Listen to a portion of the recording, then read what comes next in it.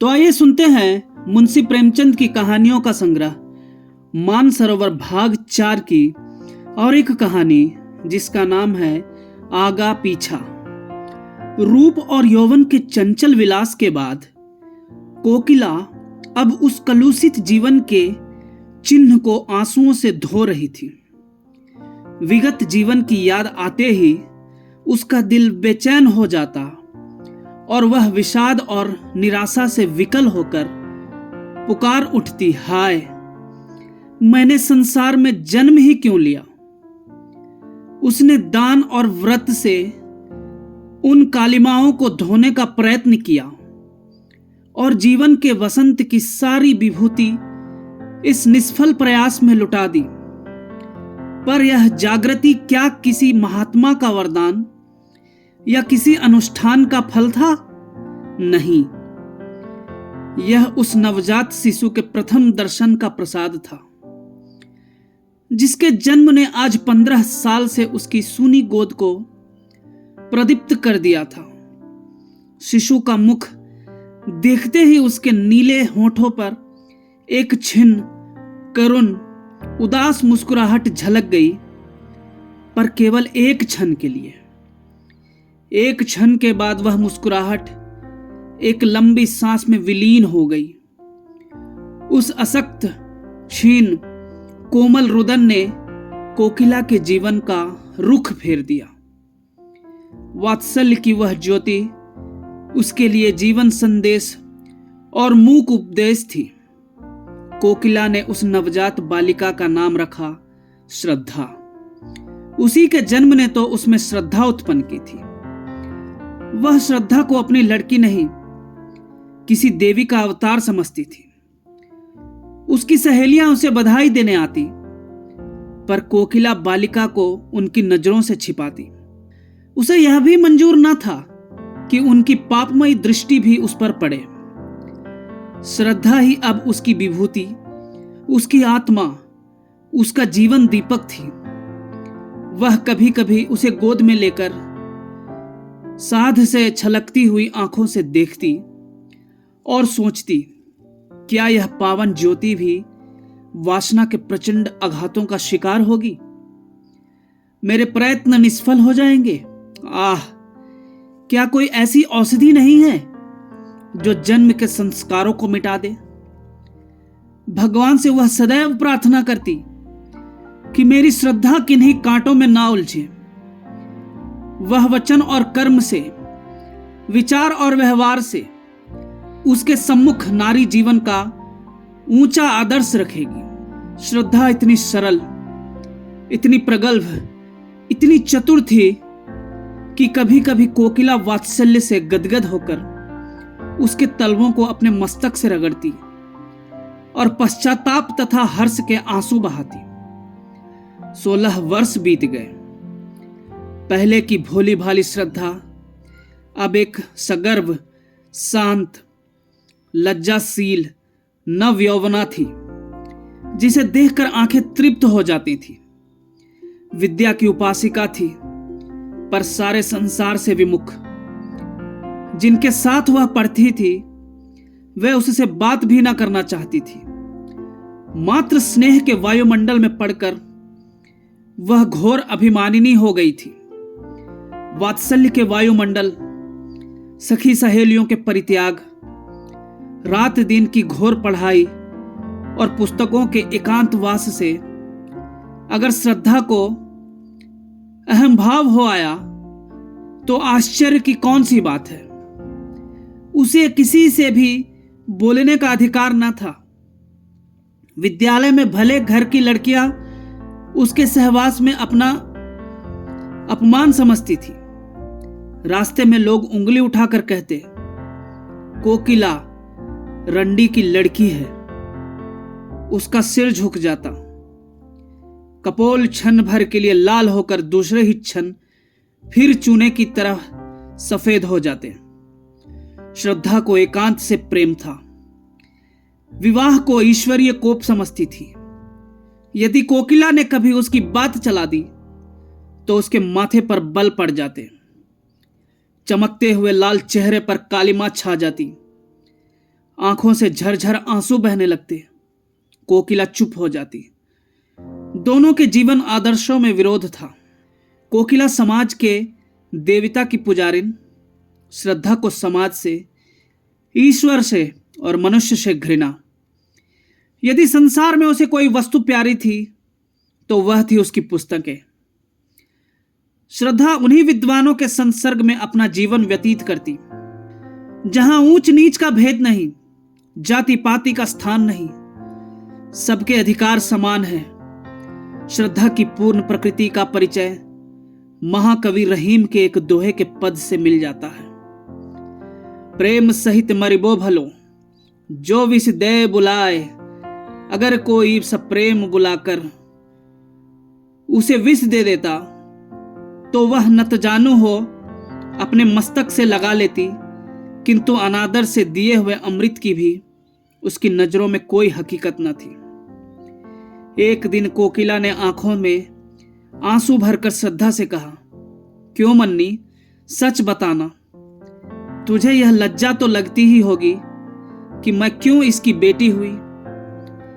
यदि तू किसी ऊंचे कुल में पैदा हुई होती तो क्या तब भी तेरे दिल में ऐसे विचार आते? तू मन ही मन मुझे जरूर कोसती होगी। श्रद्धा मां का मुंह देखने लगी। माता से इतनी श्रद्धा कभी उसके दिल में पैदा न हुई थी।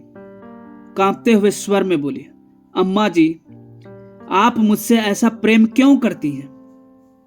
क्या मैंने कभी आपका अपमान किया है? कोकिला ने गदगद होकर कहा, नहीं बेटी, उस परम दयालु भगवान से यही प्रार्थना है कि तुम्हारी जैसी सुशील लड़की सबको दे। पर कभी कभी यह विचार आता है कि तू अवश्य ही मेरी बेटी होकर पछताती होगी। श्रद्धा ने धीर कंठ से कहा, अम्मा, आपकी यह भावना निर्मूल है। मैं आपसे सच कहती हूं, मुझे जितनी श्रद्धा और भक्ति आपके प्रति है उतनी किसी के प्रति नहीं। आपकी बेटी कहलाना मेरे लिए लज्जा की बात नहीं, रव की बात है। मनुष्य परिस्थितियों का दास होता है। आप जिस वायुमंडल में पली उसका असर तो पड़ना ही था, किंतु पाप के दलदल में फंसकर फिर निकल आना अवश्य गौरव की बात है।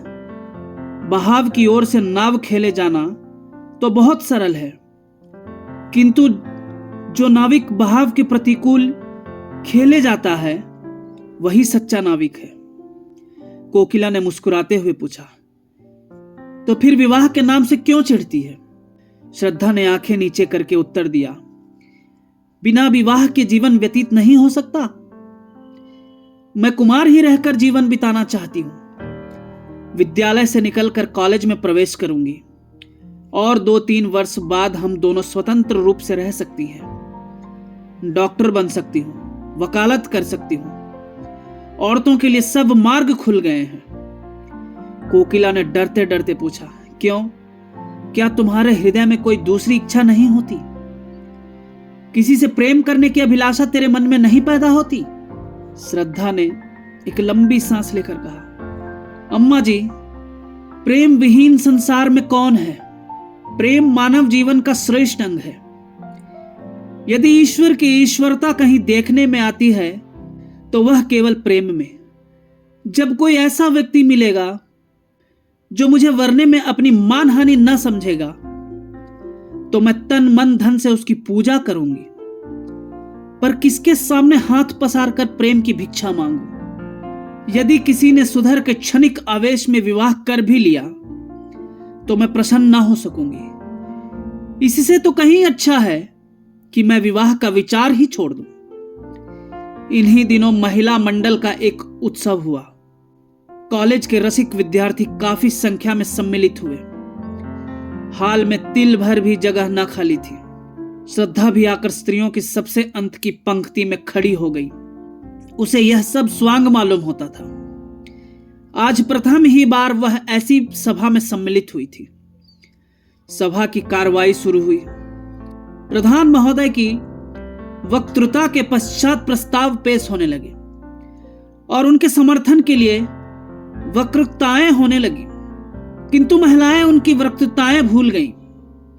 या उन पर सभा का रोब ऐसा छा गया कि उनकी वक्तृता शक्ति लोप हो गई। वे कुछ टूटे फूटे जुमले बोलकर बैठने लगी। सभा का रंग बिगड़ने लगा। कई लेडियां बड़ी शान से प्लेटफॉर्म पर आई, किंतु 2-3 शब्दों से अधिक न बोल सकी। नव युवकों को मजाक उड़ाने का अवसर मिला। कह कहे पड़ने लगे, तालियां बजने लगी। श्रद्धा उनकी यह दुर्जनता देखकर तिलमिला उठी। उसका अंग प्रत्यंग फड़कने लगा।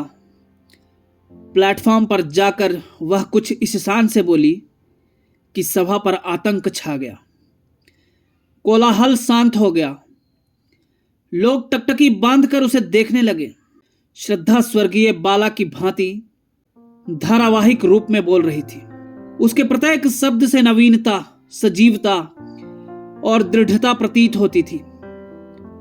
उसके नव यौवन की सुरभि भी चारों ओर फैलकर सभा मंडप को अवाक कर रही थी। सभा समाप्त हुई। लोग टीका टिप्पणी करने लगे। एक ने पूछा, यह स्त्री कौन थी भाई? दूसरे ने उत्तर दिया, उसी कोकिला रंडी की लड़की।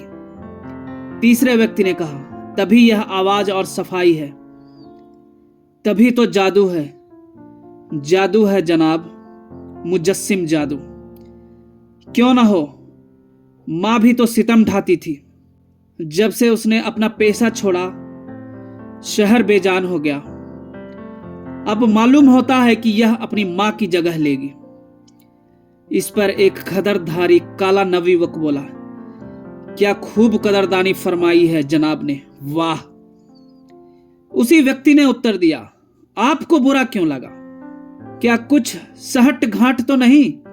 काले नवयुवक ने कुछ तेज होकर कहा, आपको ऐसी बातें मुंह से निकालते लज्जा भी नहीं आती?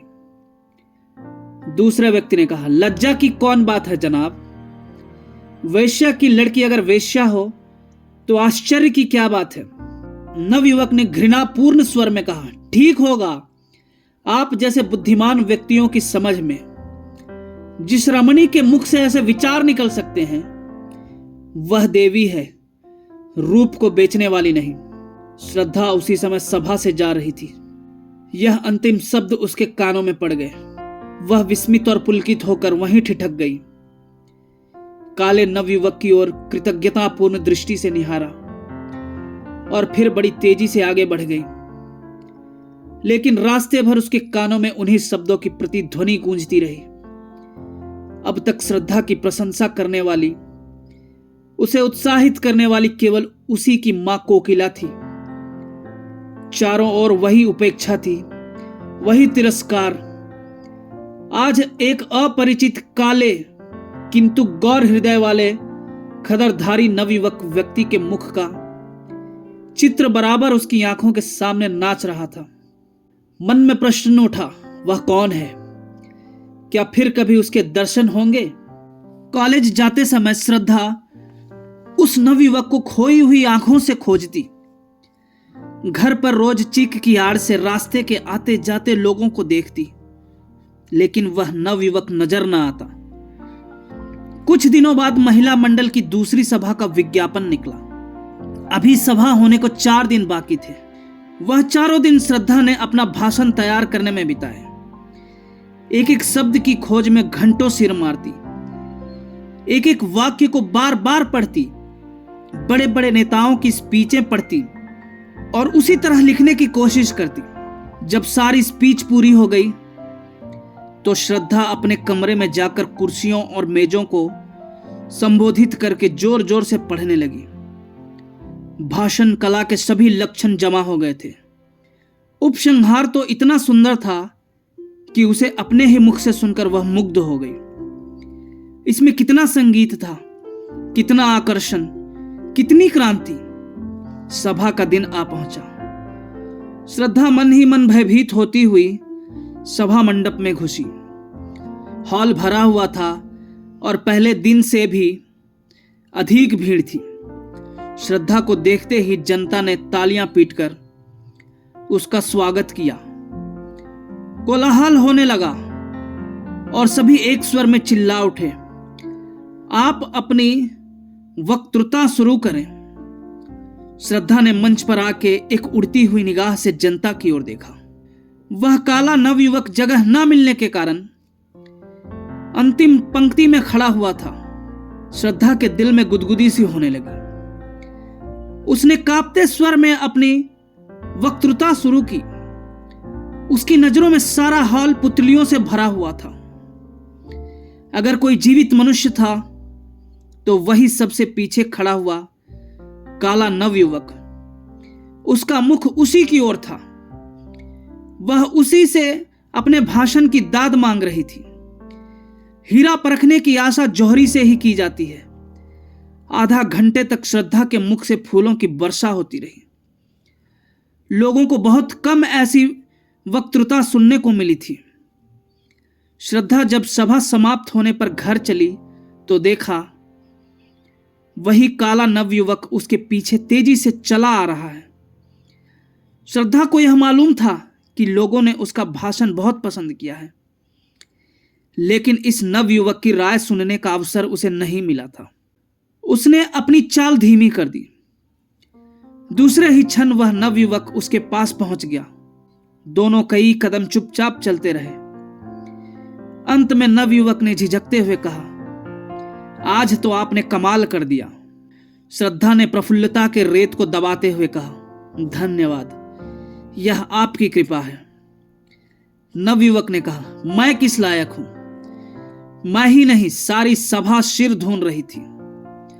श्रद्धा, क्या आपका शुभ स्थान यही है? नवयुवक, जी हां, यहां मैं एमए में पढ़ रहा हूं।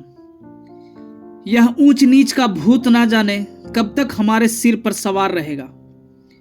अभाग्य से मैं भी उन लोगों में हूं जिन्हें संसार नीच समझता है। मैं जाति का चमार हूं। मेरे पिता स्कूल के इंस्पेक्टर के यहां अर्दली थे। उनकी सिफारिश से स्कूल में भर्ती हो गया। तब से भाग्य से लड़ता भिड़ता चला आ रहा हूं। पहले तो स्कूल के मास्टर मुझे छूते ही न थे। वह हालत तो अब नहीं रही, किंतु लड़के अभी भी मुझसे खींचे रहते हैं। श्रद्धा, मैं तो कुलीनता को जन्म से नहीं धर्म से मानती हूं। नवयुवक, यह तो आपकी वक्तृता ही से सिद्ध हो गया है और इसी से आपसे बातें करने का साहस भी हुआ। नहीं तो कहां आप और कहां मैं। श्रद्धा ने अपनी आंखें नीची करके कहा, शायद आपको मेरा हाल मालूम नहीं। नवयुवक, बहुत अच्छी तरह से मालूम है। यदि आप अपनी माताजी के दर्शन करवा सके तो आपका बड़ा आभारी होऊंगा। वह आपसे मिलकर बड़ी प्रसन्न होंगी। शुभ नाम? मुझे भगत राम कहते हैं। यह परिचय धीरे धीरे स्थिर और दृढ़ होता गया। मैत्री प्रगाढ़ होती गई। श्रद्धा की नजरों में भगत राम एक देवता थे और भगत राम के समक्ष श्रद्धा मानवीय रूप में देवी थी। 1 साल बीत गया। भगत राम रोज देवी के दर्शन को जाता। दोनों घंटों बैठे बातें किया करते। श्रद्धा कुछ भाषण करती तो भगत राम सब काम छोड़कर सुनने जाता। उनके मंसूबे एक थे, जीवन के आदर्श एक, रुचि एक, विचार एक। भगत राम अब प्रेम और उसके रहस्यों की मार्मिक विवेचना करता। उसकी बातों में रस और अलंकार का कभी इतना संयोग न हुआ था। भावों को इंगित करने में उसे कमाल हो गया था। लेकिन ठीक उन अवसरों पर जब श्रद्धा के हृदय में गुदगुदी होने लगती, उसके कपोल उल्लास से रंजित हो जाते, भगत राम विषय पलट देता और जल्दी ही कोई बहाना बनाकर वहां से खिसक जाता। उसके चले जाने पर श्रद्धा हसरत के आंसू बहाती और सोचती, क्या इन्हें दिल से मेरा प्रेम नहीं। एक दिन कोकिला ने भगत राम को एकांत में बुलाकर कहा, बेटा, अब तो मुन्नी से तुम्हारा विवाह हो जाए तो अच्छा। जीवन का क्या भरोसा, कहीं मर जाऊं तो यह साध मन में ही रह जाए। भगत राम ने सिर हिलाकर कहा, अम्मा, जरा इस परीक्षा में पास हो जाने दो। जीविका का प्रश्न हल हो जाने के बाद ही विवाह शोभा देता है। यह सब तुम्हारा ही है, क्या मैं साथ बांध ले जाऊंगी? यह आपकी कृपा है अम्मा जी, पर इतना निर्लज ना बनाइए। मैं तो आपका हो चुका, अब तो आप दुत्कारें भी तो इस द्वार से नहीं टल सकता। मुझ जैसा भाग्यवान संसार में और कौन है? लेकिन देवी के मंदिर में जाने से पहले कुछ पान फूल तो होना ही चाहिए। साल भर और गुजर गया। भगत राम ने एमए की उपाधि ली और अपने ही विद्यालय में अर्थशास्त्र का अध्यापक हो गया। उस दिन कोकिला ने खूब दान पुण्य किया। जब भगत राम ने आकर उसके पैरों पर सिर झुकाया तो उसने उसे छाती से लगा लिया। उसे विश्वास था कि आज भगत राम विवाह के प्रश्न को जरूर छेड़ेगा। श्रद्धा प्रतीक्षा की मूर्ति बनी हुई थी। उसका एक एक अंग मानो 100 तार होकर प्रतिध्वनित हो रहा था।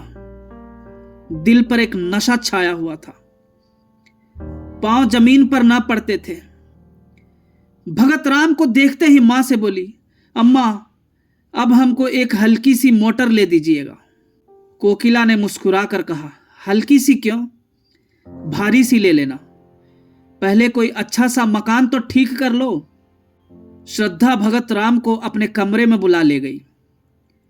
दोनों बैठकर नए मकान की सजावट के मंसूबे बांधने लगे।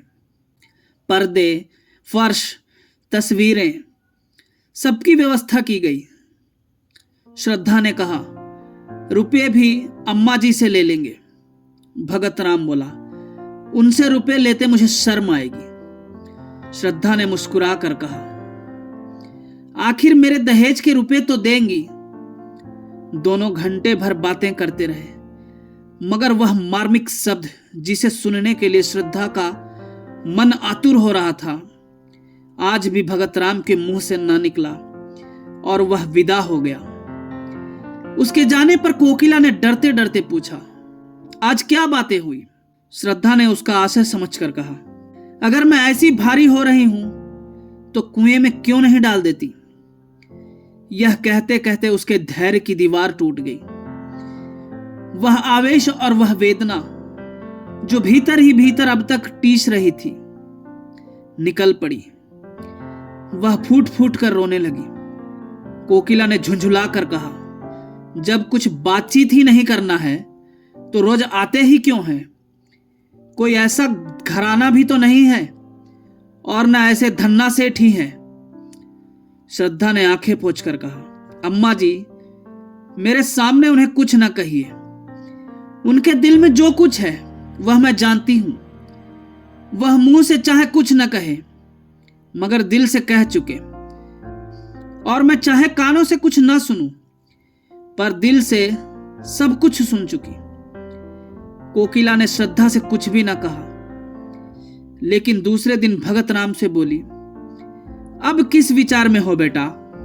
भगत राम ने सिर खुजलाते हुए कहा, अम्मा जी, मैं तो हाजिर हूं, लेकिन घर वाले किसी तरह राजी नहीं होते। जरा फुर्सत मिले तो घर जाकर राजी कर लो। मां बाप को नाराज करना भी तो अच्छा नहीं। कोकिला कुछ जवाब न दे सकी। भगत राम के मां बाप शहर से दूर रहते थे। यही एक उनका लड़का था। उनकी सारी उमंगें उसी के विवाह पर अवलंबित थी। उन्होंने कई बार उसकी शादी तय की, पर भगत राम बार बार यही कहकर निकल जाता कि जब तक नौकर ना हो जाऊंगा विवाह न करूंगा। अब वह नौकर हो गया था। इसलिए दोनों माघ के एक ठंडे प्रातः काल में लदे फदे भगत राम के मकान पर आ पहुंचे। भगत राम ने दौड़कर उनकी पद धूली ली और कुशल आदि पूछने के बाद कहा, आप लोगों ने इस जाड़े पाले में क्यों तकलीफ की? मुझे बुला लिया होता। चौधरी ने अपनी पत्नी की ओर देखकर कहा, सुनती हो बच्चा की अम्मा, जब बुलाते हैं तो कहते हैं कि इम्तिहान है, यह है वह है। जब आ गए तो कहता है बुलाया क्यों नहीं? तुम्हारा विवाह ठीक हो गया है। अब 1 महीने की छुट्टी लेकर हमारे साथ चलना होगा, इसलिए दोनों आए हैं। चौधराइन, हमने कहा कि बिना गए काम नहीं चलेगा, तो आज ही दरखास्त दे दो। लड़की बड़ी सुंदर, पढ़ी लिखी, अच्छे कुल की है। भगत राम ने लजाते हुए कहा, मेरा विवाह तो यहीं एक जगह लगा हुआ है, अगर आप राजी हो तो कर लूं। चौधरी, इस शहर में हमारी बिरादरी का कौन है? क्यों बच्चा की अम्मा?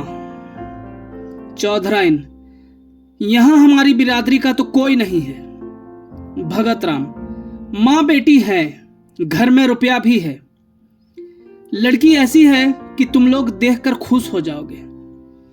मुफ्त में शादी हो जाएगी। चौधरी, क्या लड़की का बाप मर गया है? उसका क्या नाम था? कहां का रहने वाला है?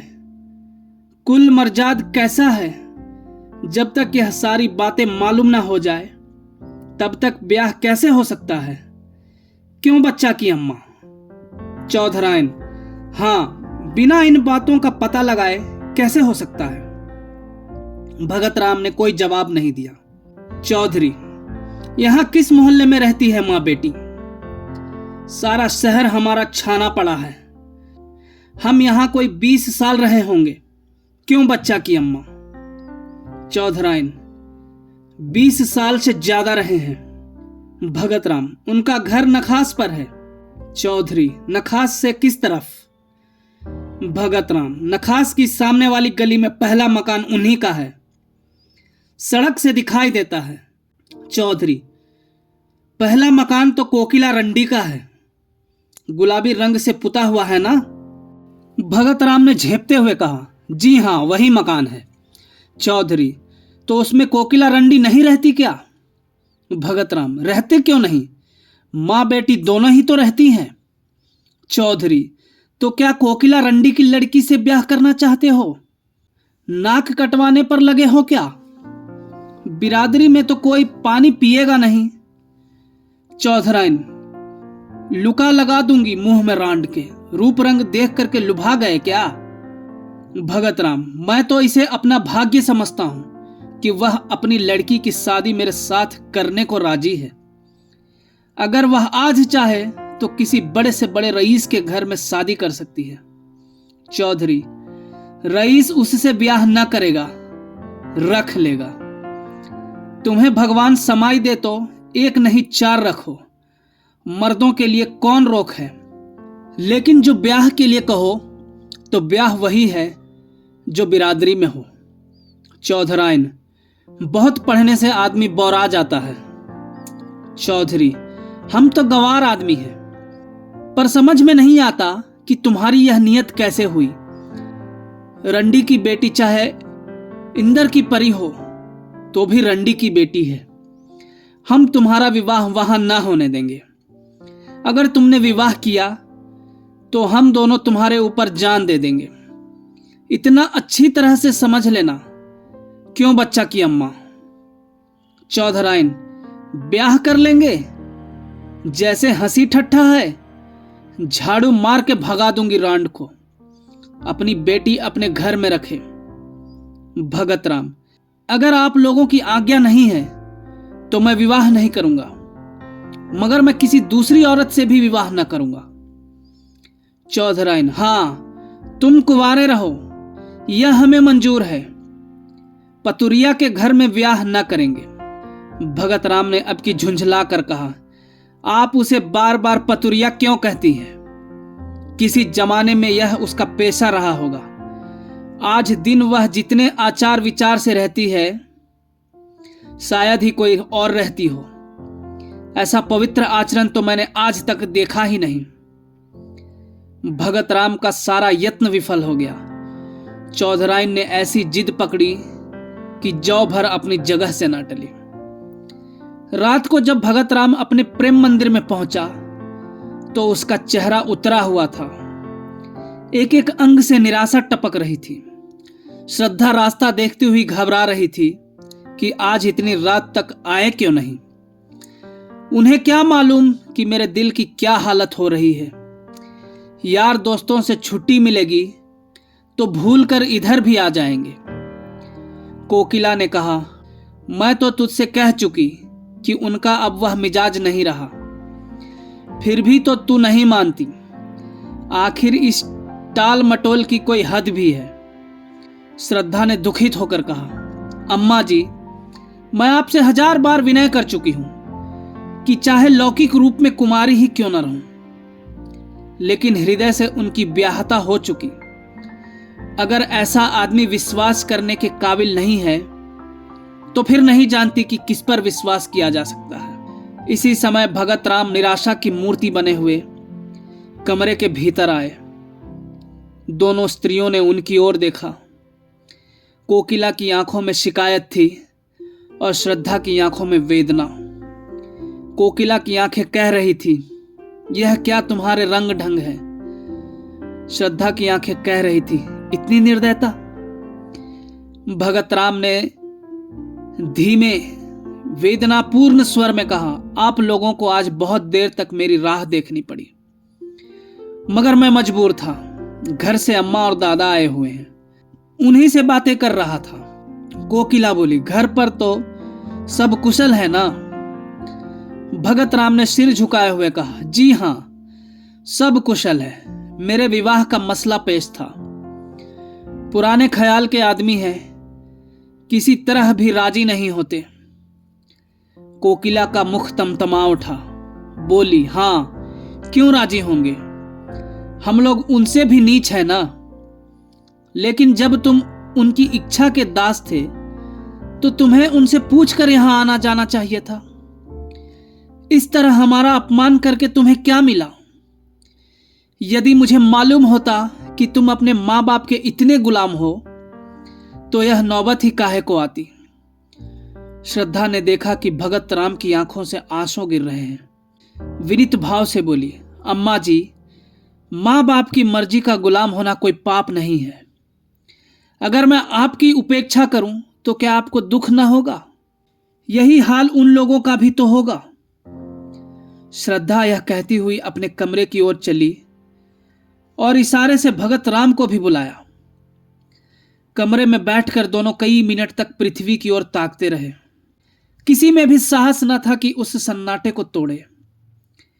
अंत में भगत राम ने पुरुषोचित वीरता से काम लिया और कहा, श्रद्धा, इस समय मेरे हृदय के भीतर तुमुल युद्ध हो रहा है।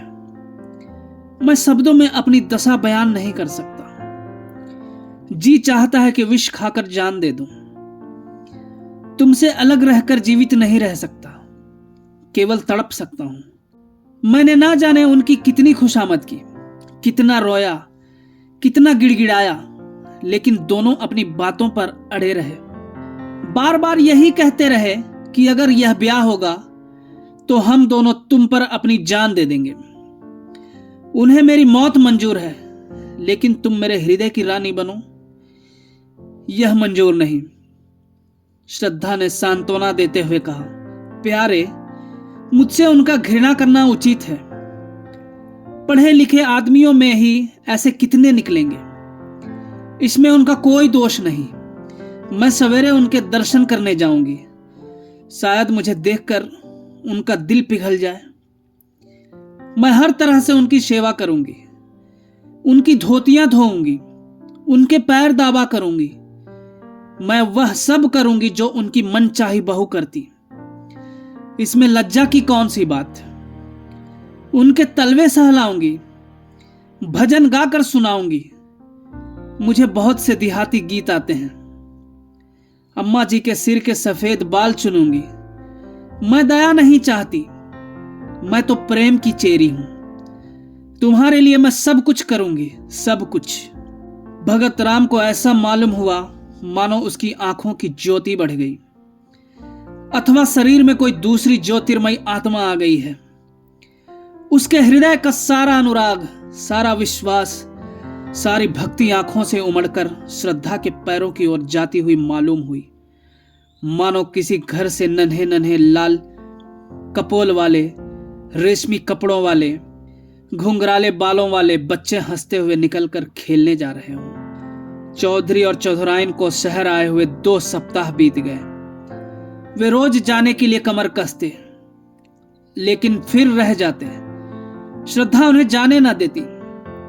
सवेरे जब उनकी आंखें खुलती तो श्रद्धा उनके स्नान के लिए पानी तपाती हुई होती। चौधरी को अपना हुक्का भरा हुआ मिलता। वे लोग ज्यों ही नहाकर उठते, श्रद्धा उनकी धोती छांटने लगती। दोनों उसकी सेवा और अविरत परिश्रम देखकर दंग रह जाते।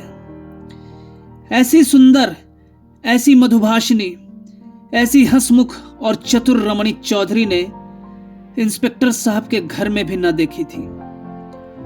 चौधरी को वह देवी मालूम होती और चौधराइन को लक्ष्मी। दोनों श्रद्धा की सेवा और टहल व प्रेम पर आश्चर्य करते थे, किंतु तो भी कलंक और बिरादरी का प्रश्न उनके मुंह पर मुहर लगाए हुए था। 15वें दिन जब श्रद्धा 10 बजे रात को अपने घर चली गई तो चौधरी ने चौधराइन से कहा, लड़की तो साक्षात लक्ष्मी है। चौधराइन, जब मेरी धोती छांटने लगती है तो मैं मारे लाज के कट जाती हूं। हमारी तरह तो इसकी लौंडी होगी। चौधरी, फिर क्या सलाह देती हो? अपनी बिरादरी में तो ऐसी सुघर लड़की मिलने की नहीं। चौधराइन, राम का नाम लेकर ब्याह करो, बहुत होगा रोटी पड़ जाएगी। 5 बीसी में तो रोटी होती है, कौन 56 टके लगते हैं।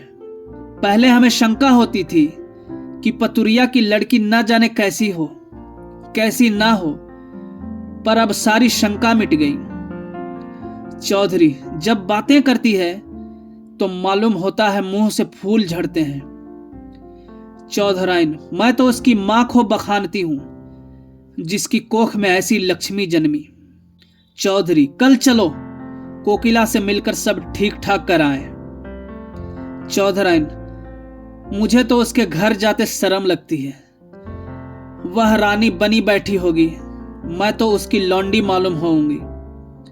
चौधरी, तो फिर पाउडर मंगाकर मुंह में पोत लो, गोरी हो जाओगी।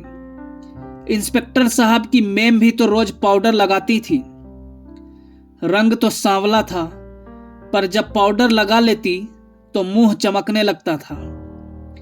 चौधराइन, हंसी करोगे तो गाली दूंगी। हां, काली चमड़ी पर कोई रंग चढ़ता है जो पाउडर चढ़ जाएगा।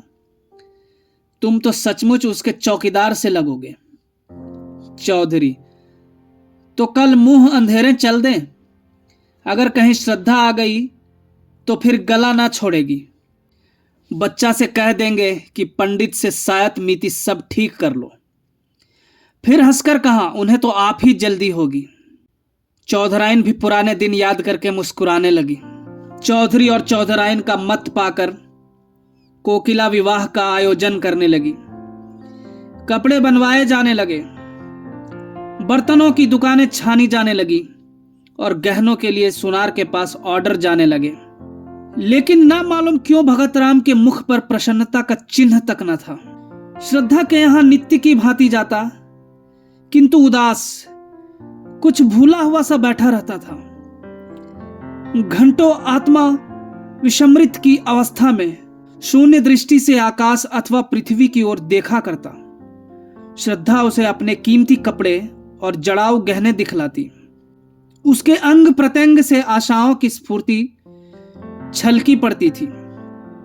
इस नशे में वह भगत राम की आंखों में छिपे हुए आंसुओं को न देख पाती थी।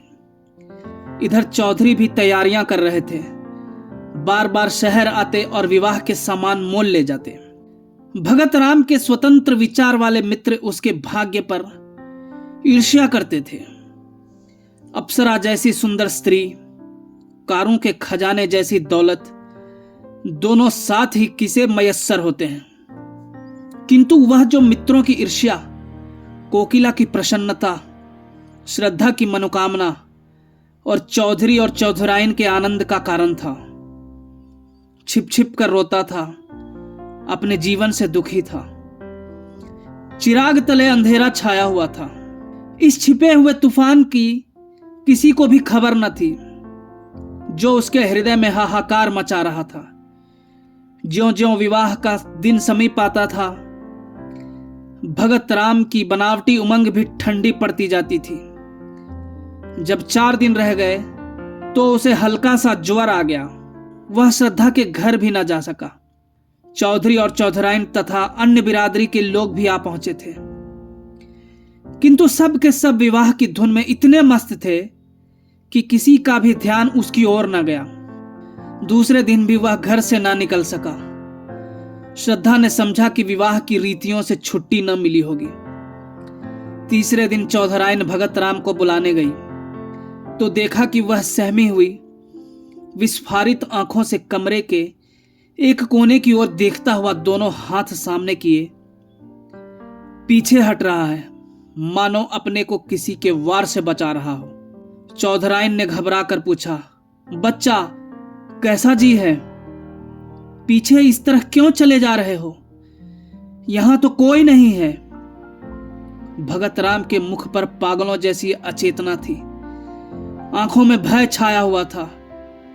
भीत स्वर में बोला, नहीं अम्मा जी, देखो वहां श्रद्धा चली आ रही है। देखो उसके दोनों हाथों में 2 काली नागिनें हैं। वह मुझे उन नागिनों से डसवाना चाहती है। अरे अम्मा, वह नजदीक आ गई। श्रद्धा, श्रद्धा, तुम मेरी जान की क्यों बैरीन हो गई? क्या मेरे असीम प्रेम का यही परिणाम है? मैं तो तुम्हारे चरणों पर बलि होने के लिए सदैव तत्पर था। इस जीवन का मूल्य ही क्या है? तुम इन नागिनों को दूर फेंक दो। मैं यहां तुम्हारे चरणों पर लेटकर यह जान तुम पर न्यौछावर कर दूंगा। है तुम ना मानोगी। यह कहकर वह चित गिर पड़ा। चौधराइन ने लपक कर चौधरी को बुलाया। दोनों ने भगत राम को उठाकर चारपाई पर लिटा दिया। चौधरी का ध्यान किसी आसेब की ओर गया। वह तुरंत ही लौंग और राख लेकर आसेब उतारने का आयोजन करने लगे। स्वयं मंत्र तंत्र में निपुण थे। भगत राम का सारा शरीर ठंडा था, किंतु सिर तवे की तरह तप रहा था। रात को भगत राम कई बार चौंक कर उठा। चौधरी ने हर बार मंत्र फूंक कर अपने ख्याल से आसेब को भगाया। चौधराइन ने कहा, कोई डॉक्टर क्यों नहीं बुलाते? शायद दवा से कुछ फायदा हो। कल ब्याह और आज यह हाल। चौधरी ने निशंक भाव से कहा, डॉक्टर आकर क्या करेगा? वही पीपल वाले बाबा तो हैं। दवा दारू करना उनसे और रार बढ़ाना है। रात जाने दो, सवेरा होते ही एक बकरा और एक बोतल दारू उनकी भेंट की जाएगी। बस और कुछ करने की जरूरत नहीं। डॉक्टर बीमारी की दवा करता है कि हवा बयार की। बीमारी उन्हें कोई नहीं है। कुल से बाहर ब्याह करने ही से देवता लोग रूठ गए हैं। सवेरे चौधरी ने एक बकरा मंगाया। स्त्रियां गाती बजाती हुई देवी के चौतरे की ओर चली। जब लोग लौट कर आए तो देखा कि भगत राम की हालत खराब है। उसकी नाड़ी धीरे धीरे बंद हो रही थी। मुख पर मृत्यु विभीषिका की छाप थी। उसके दोनों नेत्रों से आंसू बहकर गालों पर ढुलक रहे थे, मानो अपूर्ण इच्छा का अंतिम संदेश निर्दयी संसार को सुना रहे हों। जीवन का कितना वेदनापूर्ण दृश्य था। अश्रु की 2 बूंदे। अब चौधरी घबराए। तुरंत ही कोकिला को खबर दी। एक आदमी डॉक्टर के पास भेजा। डॉक्टर के आने में तो देर थी। वह भगत राम के मित्रों में से थे, किंतु कोकिला और श्रद्धा आदमी के साथ ही आ पहुंची। श्रद्धा भगत राम के सामने आकर खड़ी हो गई। आंखों से आंसू बहने लगे। थोड़ी देर में भगत राम ने आंखें खोली और श्रद्धा की ओर देखकर बोले, तुम आ गई श्रद्धा? मैं तुम्हारी राह देख रहा था। यह अंतिम प्यार लो।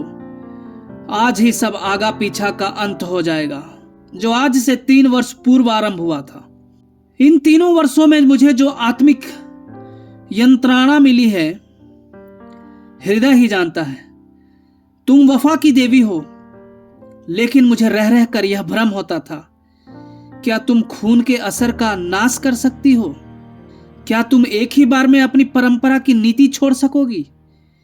क्या तुम जन्म के प्राकृतिक नियमों को तोड़ सकोगी? इन भ्रमपूर्ण विचारों के लिए शोक ना करना। मैं तुम्हारे योग्य न था। किसी प्रकार भी और कभी भी तुम्हारे जैसा महान हृदय ना बन सका। हाँ, इस भ्रम के वश में पड़कर संसार से मैं अपनी इच्छाएं बिना पूर्ण किए ही जा रहा हूं। तुम्हारे अगाध, निष्कपट, निर्मल प्रेम की स्मृति सदैव ही मेरे साथ रहेगी। किंतु हाय अफसोस, कहते कहते भगत राम की आंखें फिर बंद हो गई। श्रद्धा के मुख पर गाढ़ी लालिमा दौड़ गई। उसके आंसू सूख गए, झुकी हुई गर्दन तन गई, माथे पर बल पड़ गए, आंखों में आत्माभिमान की झलक आ गई। वह क्षण भर वहां खड़ी रही और दूसरे ही क्षण नीचे आकर अपनी गाड़ी में बैठ गई। कोकिला उसके पीछे पीछे दौड़ी हुई आई और बोली, बेटी, यह क्रोध करने का अवसर नहीं है। लोग अपने दिल में क्या कहेंगे? उनकी दशा बराबर बिगड़ती ही जाती है। तुम्हारे रहने से बुढ़ों को ढाढ़स बंधा रहेगा। श्रद्धा ने कुछ उत्तर न दिया। कोचवान से कहा, घर चलो। कहकर कोकिला भी गाड़ी में बैठ गई। असह्य शीत पड़ रहा था। आकाश में काले बादल छाए हुए थे। शीतल वायु चल रही थी। माघ के अंतिम दिवस थे। वृक्ष, पेड़ पौधों भी शीत से अकड़े हुए थे। दिन के 8 बज गए थे। अभी तक लोग रजाई के भीतर मुंह लपेटे हुए थे, लेकिन श्रद्धा का शरीर पसीने से भीगा हुआ था। ऐसा मालूम होता था कि सूर्य की सारी उष्णता उसके शरीर के रगों में घुस गई है। उसके होंठ सूख गए थे, प्यास से नहीं, आंतरिक धाधकती हुई अग्नि की लपेटों से। उसका एक एक अंग उस अग्नि की भीषण आंच से जला जा रहा था। उसके मुख से बार बार जलती हुई गर्म सांस निकल रही थी, मानो किसी चूल्हे की लपट हो। घर पहुंचते पहुंचते उसका फूल सा मुख मलिन हो गया। होंठ पीले पड़ गए, जैसे किसी काले सांप ने डस लिया हो। कोकिला बार बार अश्रुपूर्ण नेत्रों से उसकी ओर ताकती थी, पर क्या कहे और क्या कहकर समझाए। घर पहुंचकर श्रद्धा अपने ऊपर के कमरे की ओर चली, किंतु उसमें इतनी शक्ति ना थी कि सीढ़ियां चढ़ सके। रस्सी को मजबूती से पकड़ती हुई किसी तरह अपनी कमरे में पहुंची।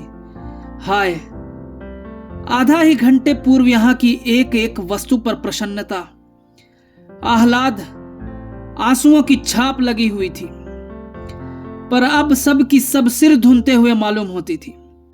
बड़े बड़े संदूकों में जोड़े सजाए हुए रखे थे। उन्हें देखकर श्रद्धा के हृदय में हूक उठी और वह गिर पड़ी, जैसे विहार करता हुआ और कुलाचे भरता हुआ हिरन तीर लग जाने से गिर पड़ता है। अचानक उसकी दृष्टि उस चित्र पर जा पड़ी जो आज 3 वर्ष से उसके जीवन का आधार हो रही थी। उस चित्र को उसने कितनी बार चूमा था, कितनी बार गले लगाया था, कितनी बार हृदय से चिपका लिया था। वे सारी बातें एक एक करके याद आ रही थी, लेकिन उनके याद करने का भी अधिकार उसे न था। हृदय के भीतर एक दर्द उठा जो पहले से कहीं अधिक प्राणांतकारी था, जो पहले से अधिक तूफान के समान भयंकर था।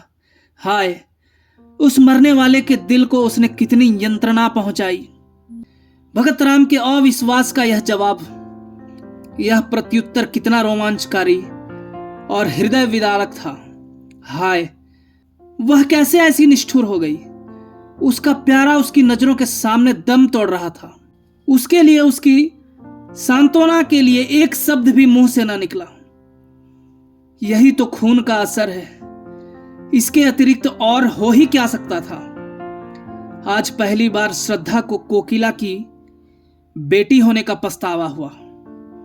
वह इतनी स्वार्थरत, इतनी हृदयहीन है, आज ही उसे मालूम हुआ। वह त्याग, वह सेवा, वह ऊंचा आदर्श जिस पर उसे घमंड था, ढहकर श्रद्धा के सामने गिर पड़ा। वह अपनी ही दृष्टि में अपने को हे समझने लगी। उस स्वर्गीय प्रेम को ऐसा नैराश्यपूर्ण उत्तर वेश्या की पुत्री के अतिरिक्त और कौन दे सकता है। श्रद्धा उसी समय कमरे से बाहर निकलकर वायु वेग से सीढ़ियां उतरती हुई नीचे पहुंची और भगत राम के मकान की ओर दौड़ी। वह आखिरी बार उससे गले मिलना चाहती थी, अंतिम बार उसके दर्शन करना चाहती थी। वह अनंत प्रेम के कठिन बंधनों को निभाएगी और अंतिम श्वास तक उसी की ही बनकर रहेगी। रास्ते में कोई सवारी न मिली। श्रद्धा थकी जा रही थी, सिर से पांव तक पसीने से नहाई हुई थी।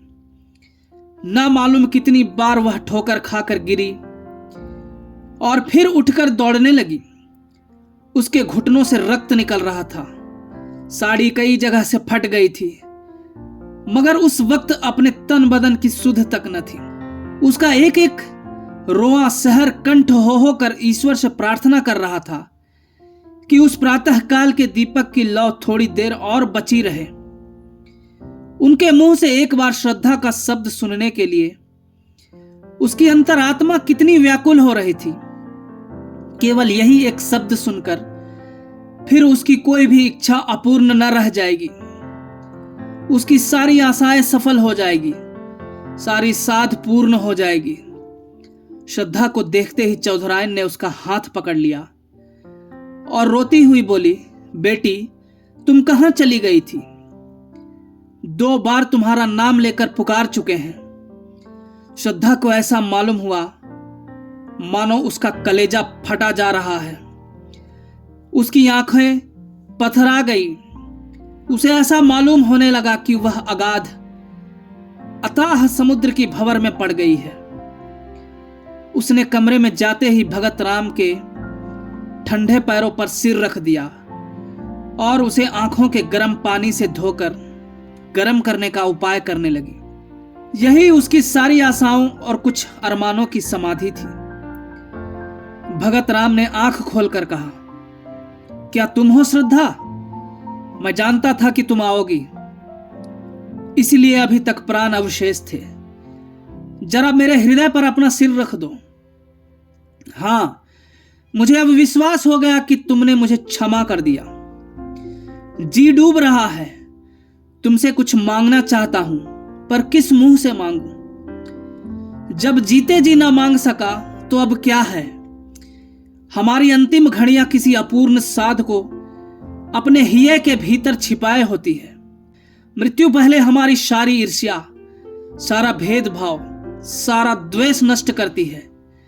जिनकी सूरत से हमें घृणा होती है, उनसे फिर वही पुराना सौहार्द, पुरानी मैत्री करने के लिए, उनको गले लगाने के लिए हम उत्सुक हो जाते हैं। जो कुछ कर सकते थे और ना कर सके, उसी की एक साथ रह जाती है।